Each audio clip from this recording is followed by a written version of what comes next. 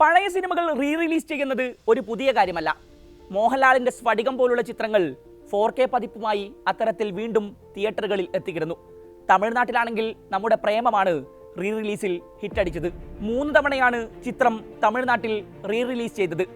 ഇപ്പോഴിതാ ഒരു മലയാള ചിത്രം കണ്ട് ഒരു തമിഴ് ചിത്രം വീണ്ടും റിലീസ് ചെയ്യണമെന്ന ആവശ്യവുമായി എത്തിയിരിക്കുകയാണ് തമിഴ് പ്രേക്ഷകർ.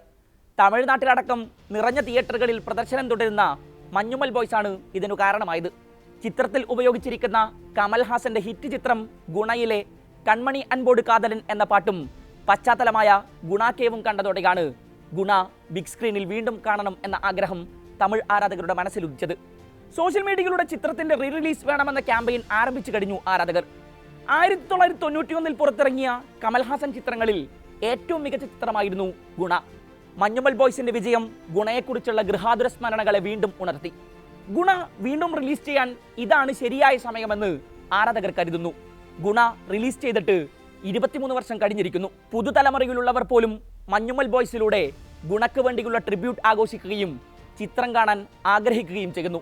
ഇപ്പോൾ തമിഴ്നാട്ടിലെ യുവാക്കൾക്ക് ലോക സിനിമയെക്കുറിച്ച് കൂടുതൽ അവബോധമുള്ളതിനാൽ അവർ ഗുണയെ കൂടുതൽ അഭിനന്ദിക്കുന്നു. ട്രേഡ് അനലിസ്റ്റായ രമേശ് ബാല പറയുന്നു. 1991 നവംബർ 5 മണിരത്നത്തിന്റെ ക്ലാസിക് ചിത്രം ദളപതിയോടൊപ്പം ദീപാവലി റിലീസായി ഗുണ തിയേറ്ററിലെത്തിയത്. സന്താന ഭാരതിയുടെ സംവിധാനത്തിൽ ഒരുങ്ങിയ ചിത്രം മികച്ച നിരൂപക പ്രശംസ നേടിയെങ്കിലും ബോക്സ് ഓഫീസിൽ തിളങ്ങിയില്ല. റിലീസ് സമയത്ത് വേണ്ടത്ര ശ്രദ്ധിക്കപ്പെട്ടില്ലെങ്കിലും പിന്നീട് ഗുണ കമലിന്റെ മികച്ച ചിത്രങ്ങളിൽ ഒന്നായി വാഴ്ത്തപ്പെട്ടു.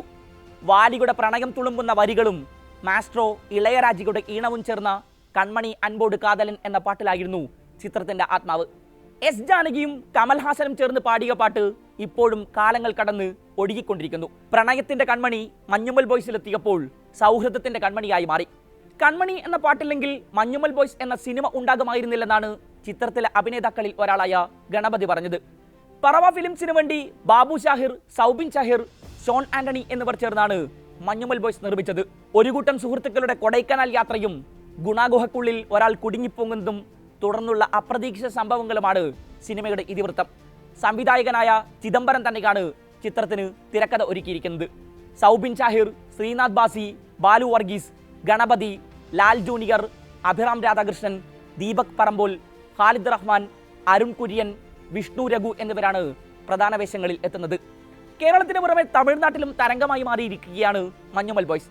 കഴിഞ്ഞ ഞായറാഴ്ച മാത്രം 4.82 കോടി രൂപയാണ് തമിഴകത്ത് നിന്നും മഞ്ഞുമൽ ബോയ്സ് നേടിയത്.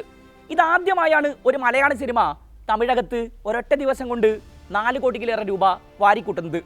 20 കോടിയിലധികം രൂപയാണ് തമിഴ്നാട്ടിൽ നിന്നുള്ള ഇതുവരെയുള്ള കളക്ഷൻ. ഒരു മലയാള ചിത്രത്തിന് തമിഴ്നാട്ടിൽ ലഭിക്കുന്ന റെക്കോർഡ് കളക്ഷനാണിത്. അതേസമയം ആഗോള കളക്ഷനിലും മഞ്ഞുമൽ റെക്കോർഡിട്ടിരിക്കുകയാണ്. റിലീസ് ചെയ്ത് 12 ദിവസത്തിനുള്ളിൽ 100 കോടി ക്ലബിലേക്ക് അതിവേഗം കുതിക്കുകയാണ് ഈ ചിത്രം.